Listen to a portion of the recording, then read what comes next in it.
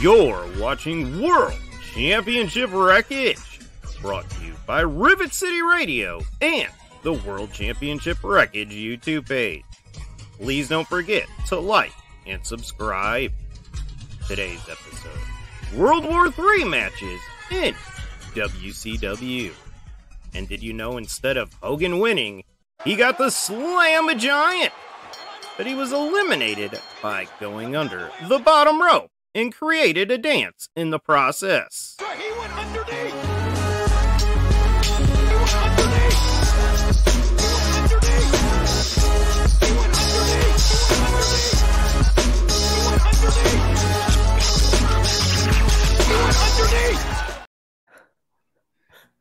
I love Jay. Everything he does. I love you, Jay. Jay. He's a national treasure. I swear. He needs to be protected at all costs. Yes. Found the rock under my desk. Oh. Well, folks, welcome to another episode of World Championship Wreckage. As always, I am your host, your friendly neighborhood dad hat wearing TikToker. Beside me, as always, is my buddy from the state over, the Will Gray from Botch Spots and Share Shots over at Rivet City Radio. And joining us to talk about World War III today is going to be my buddy from the Wrecking Crew podcast, the one and only HuskyRhodes. Gentlemen, how you doing tonight? Doing good. Thanks for having me back again, boys. Yeah, man. You know you're I always love you, welcome Husky. here. I love you too, Will. If you're here and DadHat's here, does that mean I get to be Jackspo tonight and I just get to hang out and play with my beard and be stoned? Wait. and laugh? I have an answer for that. Please hold. Yes, boys. I love Jackspo too. But yeah, so tonight's going to be an interesting topic. We are when I threw out this topic on the poll, I was like, there's going to be some good meat on this bone. And then I went back and rewatched it, and no, there is not. This might be our shortest episode yet. We are going to be talking about the World War III matches. WCW's kind of counteraction to the Royal Rumble in a sense. Because what says great television, like instead of one battle royal, we have 3 rings filled to the brim and horrible camera shots filming it. Like Jobbers. Yeah. Jobbers as far as the eye can see. So many jobs. Like I almost thought about for this. I almost thought about doing a game for this, but I didn't have time to get and be like, okay, I'm gonna throw out a name, and you have to either guess were they in World War III or is it a porn star? Like I thought about doing one of those. Were they a mid-90s WCW jobber or a porn star? Yeah, like I thought about I'm writing that down because my buddy Matt will love that. Yeah. God, Yeah. that's amazing. But yeah, like and we've talked about this before. Will mentioned it before, kind of like WCW's MO. It's great concept, poor execution. Yeah. When we throw out the title World War III in that stipulation match, what are y'all's first thoughts? Like on paper, it's tremendous. Like, and especially like the very beginning of the first one, when you see the visual of like the flyover and you see all 3 rings. Yeah, with the mass of Like, humanity. It looks so sick. Like not even like people in it. Like the very beginning of the show where they like do like the flyover with the pyro and shit. When they fly over and you see like just like the 3 rings sitting there, you're just like, that's sick. That's a cool look. Dope. But visually, with all the people in it and the lack of videography, it was a jumbled mess. Mm-hmm. And they had 6 on the first one, at least. They had like what, 3 2-man commentary teams? Oh, we'll get there. It's in my notes. We'll get there. Yeah. We'll get there. Well, what about you? World War III. When you think of that, what are your initial thoughts? There are a few things that come to mind. One of which is this was always around my birthday. So, Scorpio season, baby. And like Husky said, everything on paper, the 12-year-old, 13-year-old in me was like, hell yeah, 60 dudes, 3 rings. Woo! Woo! Right. Yeah. Now looking back at it, I'm like, God, I'm thankful nobody died. Like, I'm so glad nobody died. Like, you think about the fact, one, from the booking perspective of it, anybody who's ever been a part of any stage of promoting anything, from a band to a wrestling show to anything, it's like herding fucking cats. Now you think about the fact that on a 60-man battle royal, they had to book 60 dudes 4 different times for this. Yeah. Like, can you imagine the headache? What the fucking whiteboard looked like ahead of that match with where your name was and who you came out with? There was a whiteboard. I don't think there was any order whatsoever. They knew who was supposed to be those like last few in each ring. And in between that, you could throw out whoever. Like when somebody got, I'm tired now, throw me over the freaking ring. It just looked like the Charlie Day crazy wall. Of like, this guy's getting eliminated here, but this guy's got to go out here. And like, Jay, edit that into this, please. Just the only thing that matters is Hogan goes out on top. That's the only thing that matters. When gets over. That's it. Hogan has to be protected at all costs. It's just such a weird. And the funny thing is, I like when I threw out the topic. Again, hindsight's 2020. I look back on it with such rose-colored glasses, like such fond memories of it, and then going back and rewatching it, and I'm like, oh no, I've ruined my memories here. But let's get into it. So 60 men, 3 rings, WCW, classic for their multiple rings, war games as well. But we start off 1995, November 26th. So this is Hogan heel turn, pre-NWO. We are in Norfolk, Virginia. And this one is a little bit different. This one is for the vacant WCW World Championship. Let's bring it up because Husky did. 3 2-man commentary booths. The only bad thing about that, which is fine, but they're all at ringside. And people are flying over the top rope. What the hell?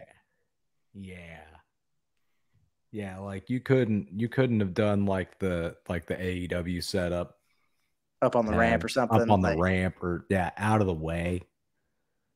Or even back away, like how WCW's commentary was at ringside in the later 80s, where they were like almost like where the timekeeper's bell was. Right. Yeah. They were off in the corner. Nope.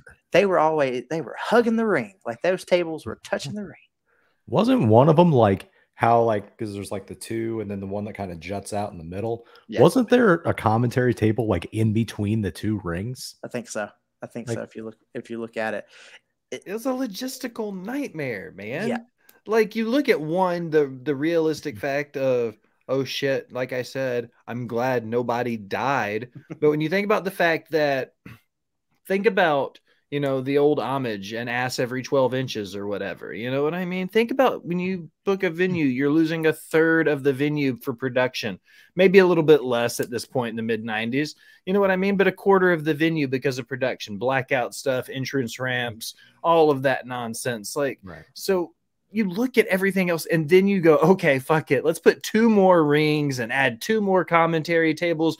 Like, right. The whole point is to put on the biggest show you can, but still have as many people packed into that arena as possible. And there's a lot of times when they did these across these events that it was like, okay, this was just for show, it seems like, because there's no way they decided this was a better deal than an extra 1,000 people or whatever they could have got from it. Right, right. Yeah. My overall big thought about this across all of them, all 4, I have never experienced a more lukewarm winning of a battle royal than World War III.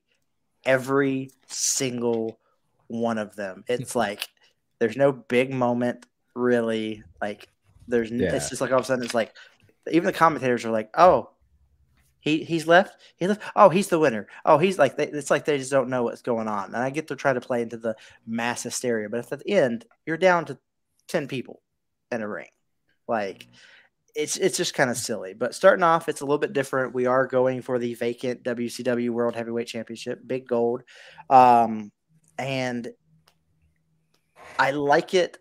I like the use of this for the title a lot more than what it becomes and where it becomes the #1 contendership for the title.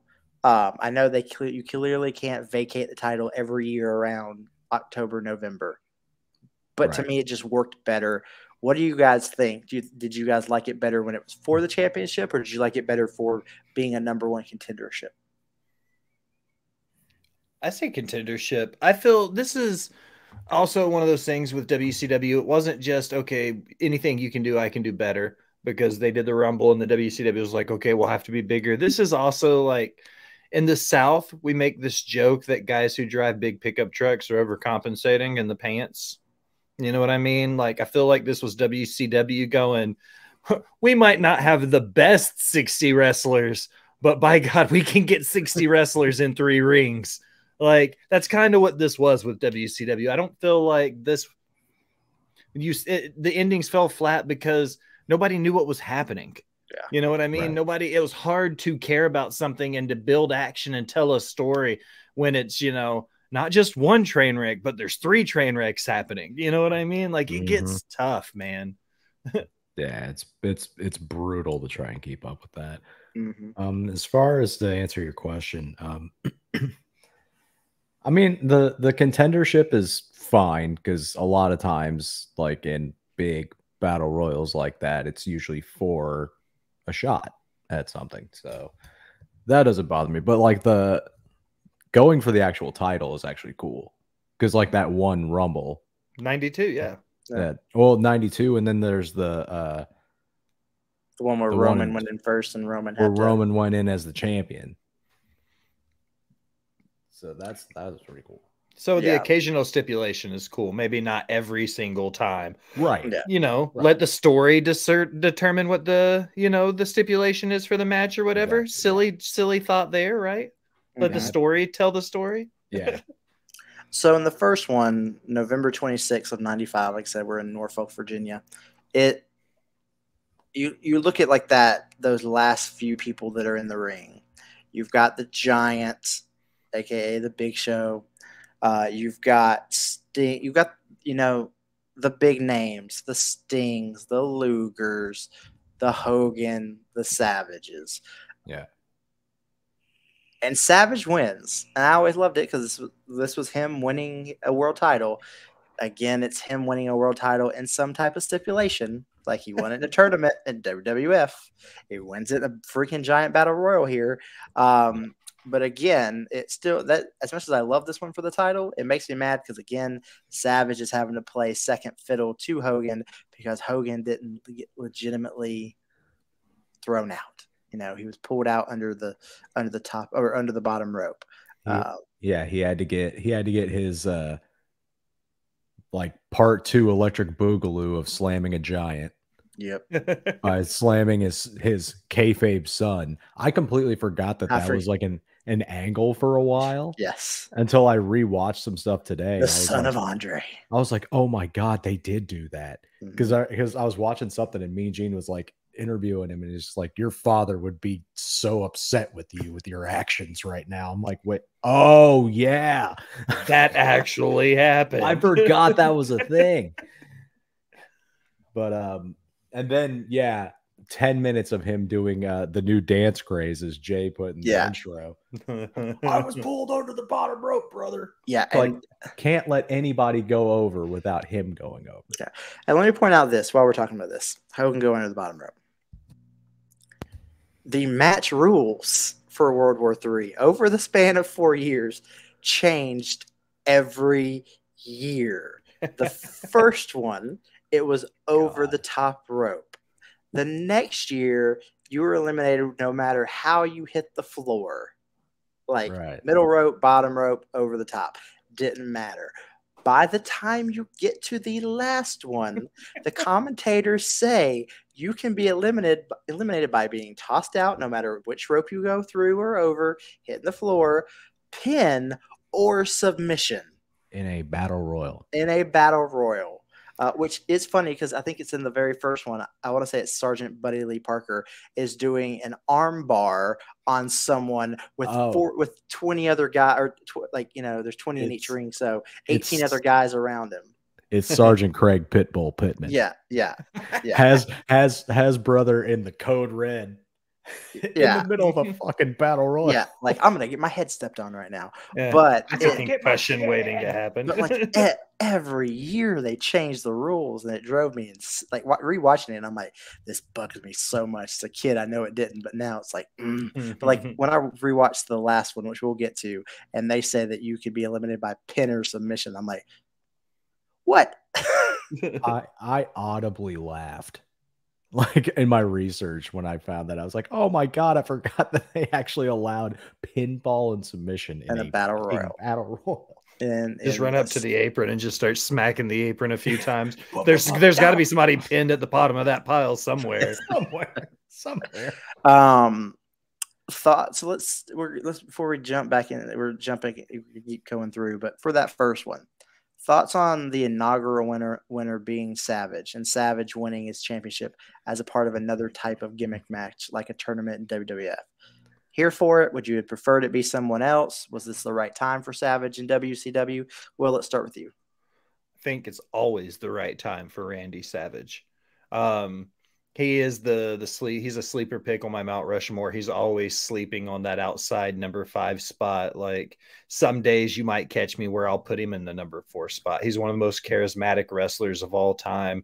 He fell short in WWE because of an injury. They said he wasn't allowed to work. You could be a manager, you've got to go. So he bounced out. He went and got cleared by WCW, and he went and became another world champion.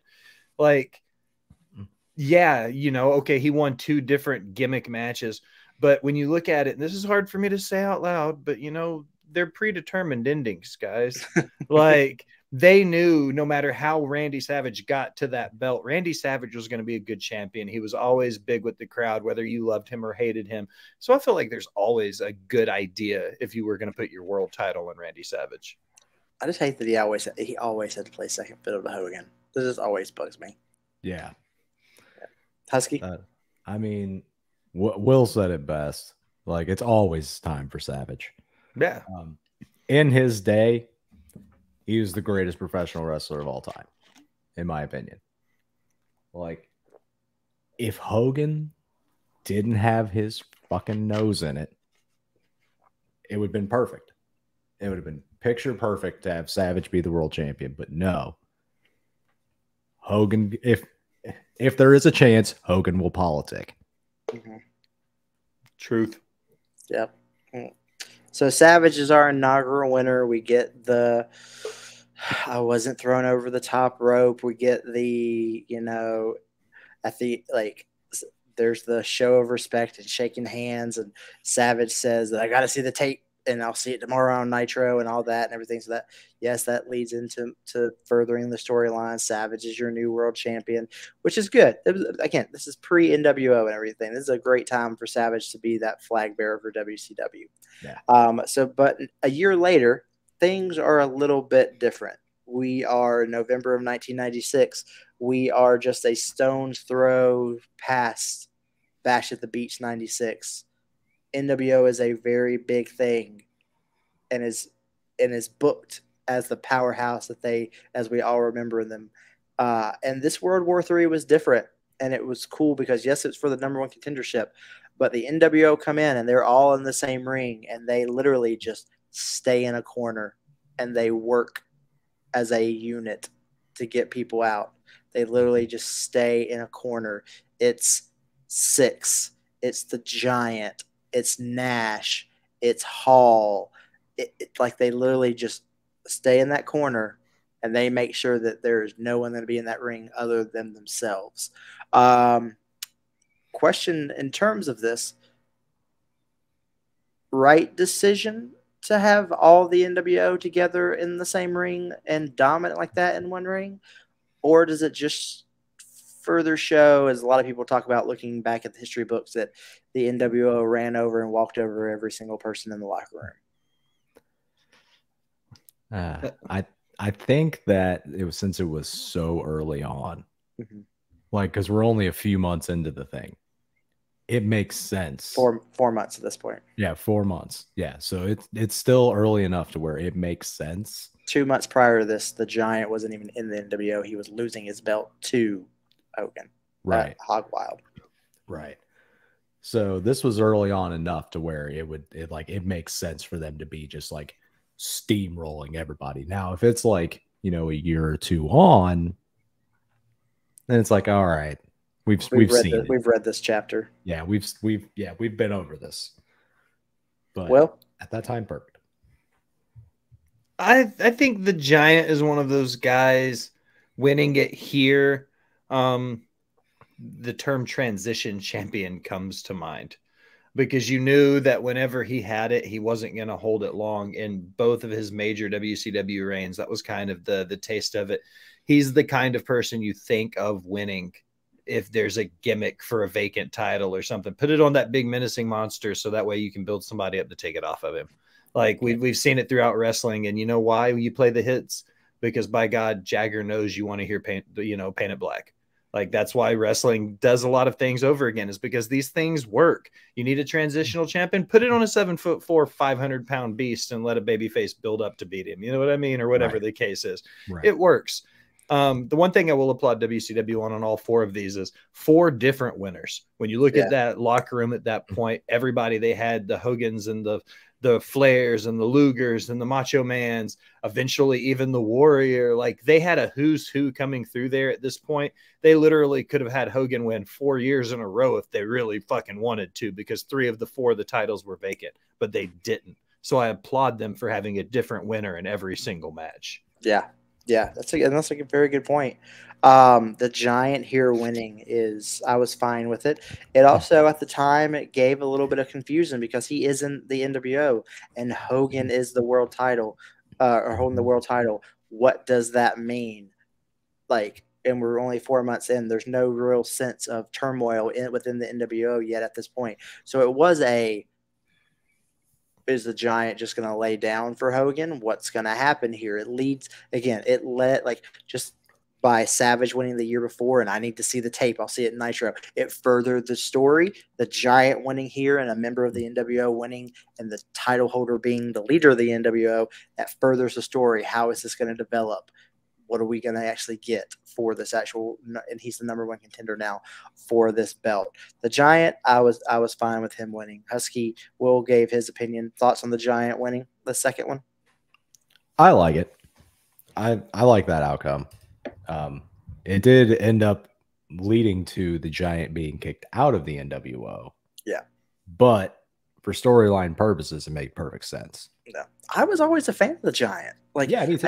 I think a lot of fans now look at it and all the hot and cold WWE, heel face of Paul White and WWE. It just left that sour taste in everybody's mouth. But yes, he was green as grass in WCW his entire freaking run. Oh yeah. But I enjoyed the Giant. Looking back on it as a kid, I remember I was a kid and I remember late Andre the Giant before I could go back and watch early younger Andre. So seeing a man the size of Andre who could move, who was doing a freaking missile drop kick. Right. I enjoyed that as a kid. So I never had a problem with the Giant winning. Yes, looking back on it now, yes, he is a transitional champion. That is exactly what he is, especially in WCW.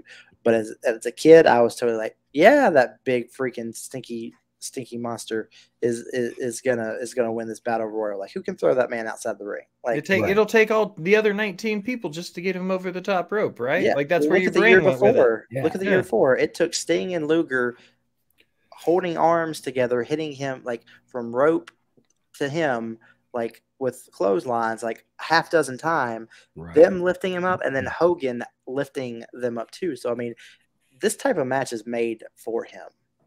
So we're moving on to the third year, and I can tell you when I first saw this one, I have never been more happy about a winner for a battle royal in my life. I remember seeing this victory for Scott Hall and just being ecstatic and being Scott Hall was finally going to have a world title.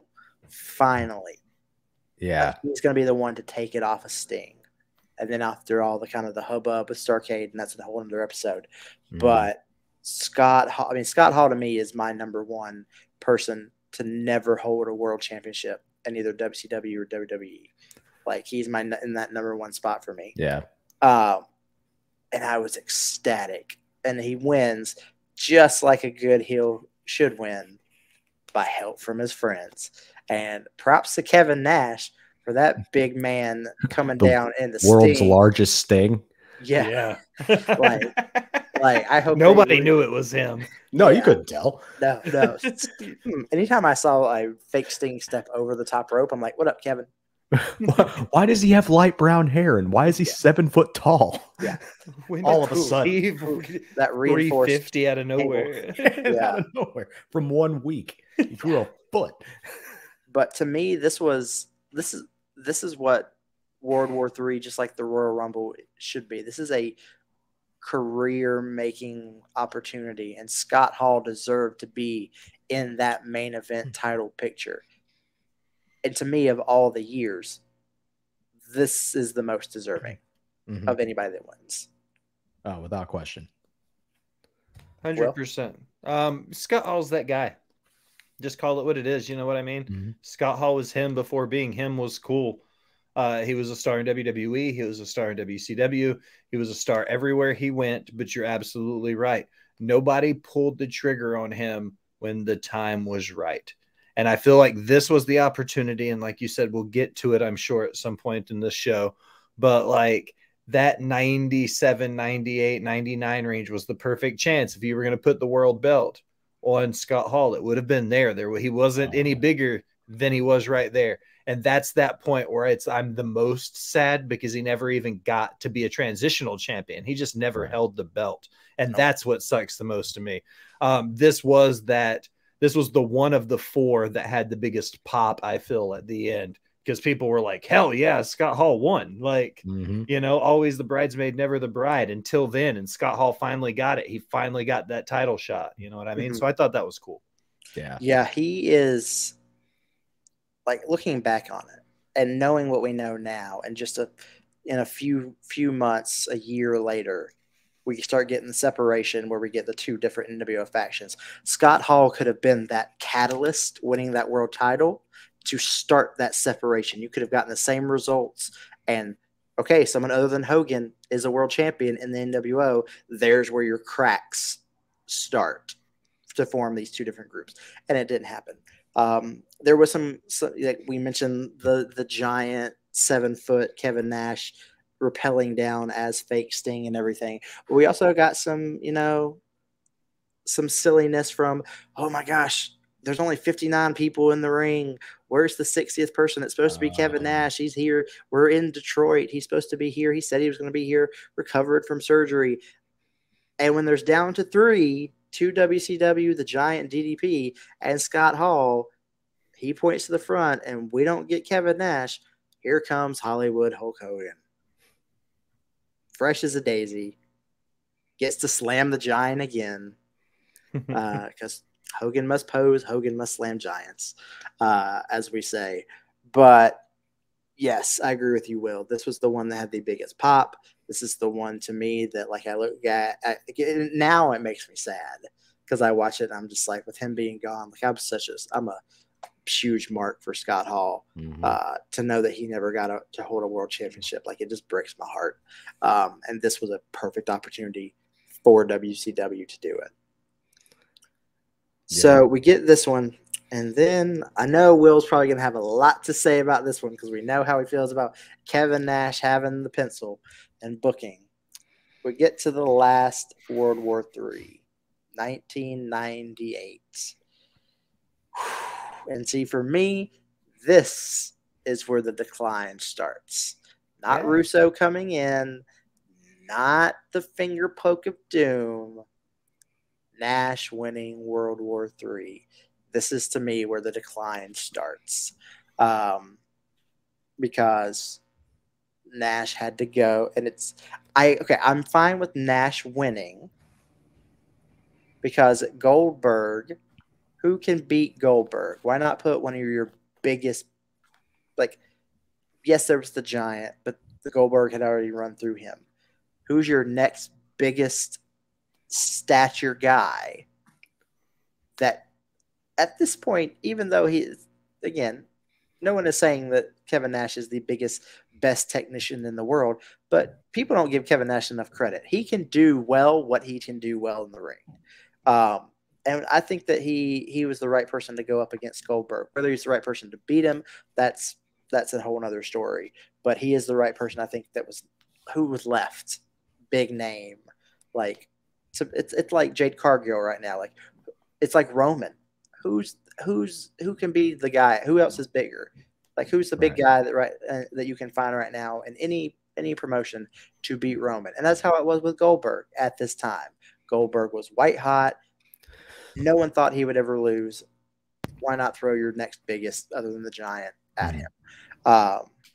Thoughts on Kevin Nash as a winner here, boys? Husky, you can go first. I mean, knowing that he was in charge, of course he was going to be the one to win this. It was kind of in the way that it was booked, how like the ring that he was in, that he basically just like cleared house and just kind of sat in that one ring by himself and just waited for everybody to clear out. Like, of course Kevin Nash was going to book himself like that. Yeah. Of course he's going to book himself like Superman. And then just leading up to the whole cow prod. Him beating the streak with the cattle prod. Like, you could tell that, like, okay, the inmates are running the asylum here. Like another company that we all know and love. Yeah. Yeah, I agree with you. That this is where things started to take that slow nosedive. I wrote an article about this. I wrote an article about how maybe the worst decision WCW ever made was giving Kevin Nash the pencil. And echoing what you guys said, you're absolutely right. Booking himself to beat Goldberg's streak. Could it have been done properly? Yeah, fuck it. Kevin Nash is like, I'm going to beat Goldberg. And then he made it happen. Kevin Nash is like, I think Rey Mysterio needs to get rid of that luchador mask. It doesn't make any sense to me. I got an idea. I'll take Rey's luchador mask. And then he fucking does it. You know what I mean? It's like he writes the finger poke of doom. Like, there were so many things where it was like, if you give a young kid like a magic marker and you can draw whatever you want and it comes to life. That's what Kevin Nash was as the booker of WCW. He's like, I got this crazy idea, guys, where like we're going to break this streak and it's going to be huge. And then my title reign's not going to mean shit because, and everything that went into it in his head, he probably had this great story built. But what he didn't realize was he was taking not just WCW's history from, the 86 range on. He was taking the years and years of territory history that had came through WCW. And he was just like, this is mine now. I'm going to do whatever I want with it. That's why I think giving him the pencil was a bad idea, because he didn't just ruin WCW. He ruined the history of everything that came from GCW, Georgia, not Game Changer, that came from, the championship wrestlings of Florida's and your WCCWs and JCPs and Memphis and everything that I hold dear as an old head, as a territory wrestling fan, however you want to look at it. He took all of that and he was just kind of like, I do what I want. And that's why I think him picking himself was just a bad idea, man. Not taking away from anything who Kevin Nash or Diesel is as a person or in-ring worker. He was just a shit booker. Like, his stories didn't make sense. He only had the job for like 9 months because of how bad it got. And then they took it back away. He wasn't head of creative anymore after like 9 months. Yeah. Because 9 months can do a lot of damage. A whole lot of damage. A whole lot of damage. Oh, yeah. That's why I say, like, this is that start. It wasn't like, all right, whoosh.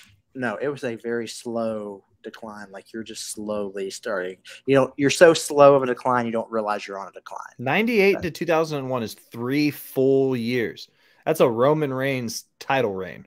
Yeah. You know what I mean? Like, and that's what it went from being the biggest company in the world because they were beating WWE to being bankrupt and out of business. It only took 3 years for that to happen. And I agree with DadHat. It started in that fall of 98 range. And by the fall of 2001, there were 2 McMahons on Monday Nitro. Yeah. No. Yeah.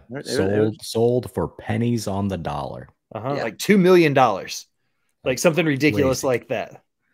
You can buy a house for that. Yeah. He bought WWE from his dad for $500,000. And then almost 20 years later, he bought WCW for $2 million. Like that's ridiculously unheard of to think about. Insane. It is. I mean, again, like I said, this is why this is my pinpoint. World War III, 98 is my pinpoint of the start of the decline. Because it was that first big Kevin Nash moment. Well, boys, like I said, this was gonna be a quick episode. We're through all of this. Before we get into all the business and everything, Husky, plug your stuff. Plug whatever you want to plug. Well, you can catch me on this very YouTube channel doing Icon with the Bionic Silverback Nate Slater, where we chronicle the legendary career of the man called Sting. Loving that series. I love it too. It's great. You can also catch me on Pro Wrestling 60 doing Husky's Hot Takes with XLJ and B-Roll. Other than that, I'm doing a ton of music stuff. I just put out a synthwave record on May 12th called Miami Nights. I basically wanted to make an 80s movie soundtrack for a movie that never got made. So it was fun to make. I've got another one in the works right now that I'm working on. But yeah, you can find me on TikTok at HuskyRhodes912, Instagram at TheHuskyRhodes, and Dormier Beats on Instagram. That's my producer name. But yeah, I've got some stuff down the pipeline. I'll be talking about soon. Yeah. And of course, the Will Gray, host of Botch Spots and Chair Shots over at Rivet City Radio. Will, what's going on over with Botch Spots and Chair Shots coming up? Lots of wrestling interviews and lots of old school wrestling and me getting pissed off at my TV on Monday and Wednesday nights. That's what's happening on Botch Spots and Chair Shots. Now we've got some really cool stuff coming down. We're deep diving into the NWA roster. I just released Hell Collins last night. We had Vic Delicious last week, the Thrillbilly Silas Mason. We've got Pollo Del Mar on Friday. Lots of cool NWA talent coming through the show. We're going to be at the Crockett Cup in Winston shooting that live show, sitting in some seats, watching some wrestling, and getting some live interviews and some in-person stuff. So just be on the lookout for that. If you check my link tree at The Will Gray, you can find all my shenanigans. Perfect. And of course, I am DadHat Wrestling on all social media, Twitter, Instagram, TikTok, all that good stuff. But more importantly, here at World Championship Wreckage, our World Championship Wreckage show here with the Will Gray and myself, that is the flagship show for the channel. But there's a lot of amazing content on this channel, and I have a team of people that I love so much doing such great work. Husky and Silverback Nate Slater doing Icon. You have got XLJ, the OG from Cold TV, doing Back in the Day, where he deep dived into some nostalgia, feuds, and memorabilia and storylines and old WCW magazines. You've got Pro Wrestling Newbie Reacts with Mr. B-Roll, being a new wrestling fan and watching some old school WCW stuff and seeing that with some fresh eyes because he's never seen it. We've got our wonderful producer Jay Knows Wrestling with his creative character writing, where he looks at some of the most obscure characters that have come across WCW. He's tackled Van Hammer, El Gigante, and there's even more coming down the line, and there's even more different type of shows coming down the line for World Championship Wreckage as we continue to grow and move. So you can find World Championship Wreckage. Of course, you're watching us here on YouTube. On Twitter, it's WC Wreckage Pod. We've got a TikTok. You can just search World Championship And before we get to our topics for our next poll, big announcement that Husky, since you were not here for when we recorded our previous episode, our wonderful producer, Jay Knows Wrestling, is going to be doing a giveaway when we hit 50 subscribers on YouTube. And right now, we're only like 13 or 14 away from hitting that big first goal of 50 subscribers. And once we hit 50, he is going to be giving away the Walmart exclusive 3-pack NWO Funko Pops. Oh, nice. That from his collection. He's going to be doing that as a giveaway.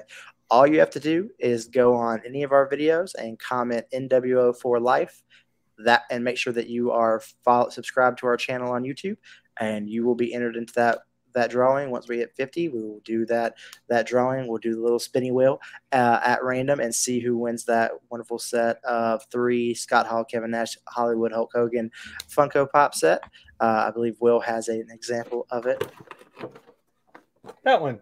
You don't get this one. This one's mine. You'll get Jay's. You'll get Jay's. But that is coming up. And so the fun part of every week that I love is our poll for the next episode, where Will and I get to throw out what are topics that you guys as viewers and fans get to vote on, what we're going to talk about next. So you want to go first, buddy? You want me to go this time? I'll go first. Okay. I'm gonna pull one from the well over at Botchbots and Share Shots. No free shout outs. We do a thing called History of the Strap, where we pick a specific title and we'll dissect a history of that title. 10 years for the big gold belt, or the tag team titles, or the IC title. Like we'll dissect into it. So my topic this week is we're gonna do the history of the United States Championship when it was in WCW. But so that means from the buyout through 2001. So only the people that held it under the WCW umbrella. U.S. title. Okay. Ooh, that's a good one. That's my second favorite belt that of all time is that WCW U.S. title belt. Ooh, that's a good one. Oh, that's a good one. I've got 2 that I really want to go into, and I don't know which one I want to pick now. All right, screw it. I've been wanting to talk about this person for a while, and I just haven't dove into the well yet. Husky knows how much of a fan I am of this person. I want to talk some Big Van Vader. Oh, yeah, Vader. Yeah, Vader. I want to talk some Big Van Vader in WCW when Vader was booked correctly as a monster. Yes. Destroyed everyone you loved. The matches with Mick Foley that were extreme before extreme was even a thought of in mainstream U.S. wrestling. I want to talk Big Van Vader. Love that. I might vote for Vader. That's some steep competition, dude. Yeah, so, we can do the U.S. history. We do the U.S. history for the U.S. title whenever. But I mean, Vader, that's a fucking pick, dude. There's so much you can talk about with that man. Yeah, you can. Plus, it gives me an excuse just to go back and watch some old Vader WCW stuff because I don't know the last time other than when we watched Halloween Havoc stuff for the Wrecking Crew and watching that spin the wheel make the deal match with Foley. Like that's like the last time I've got a chance to watch some old Vader stuff in WCW, and I was like, I want to do that one. The other one was an old NWA topic because we haven't covered a lot of that yet, but I'll save that for another week. So on the poll, we'll put that up as soon as this airs. Big Van Vader versus the WCW United States Championship history from the buyout to the closing of WCW. That's a good poll. I like that. That might be my favorite that we've done so far. Very, very cool. Well, folks, as always, please like, subscribe, tell your friends about us. If you know anybody that loves wrestling, we're the place to be here on World Championship Wreckage. There's going to be, and we're not. Right now, we're covering just WCW stuff. We're slowly going to integrate more things in here. I want to start expanding as well and talking about some ECW stuff, talking about some TNA stuff, some WWF stuff. Maybe not WWE from the time we changed from F to E, but old school WWF stuff. Like that will come down the pipeline eventually. But right now, we're focusing on that WCW world because there's so much stuff that's not talked about. But for my friend HuskyRhodes, for my buddy, the Will Gray from Box Spots and Share Shots. I thank you both as always. Husky, thanks for jumping on with us again. Thanks Will, again. thank you for doing this with me each and every week. It's a blast. It's such a fun time doing it. I love you guys. I love you too, man. I love you too, buddy. So as we close it every week, some wise words from the American Dream. I was about to say HuskyRhodes. From the American Dream, HuskyRhodes. Yeah, the American Dream, Dusty Rhodes. Yeah, baby, I got one more thing to say. Your gas tank is full. Your dipstick is in. Your windows washed. Y'all come back and see me again. Oh, my dad looking so good. Good night, everybody.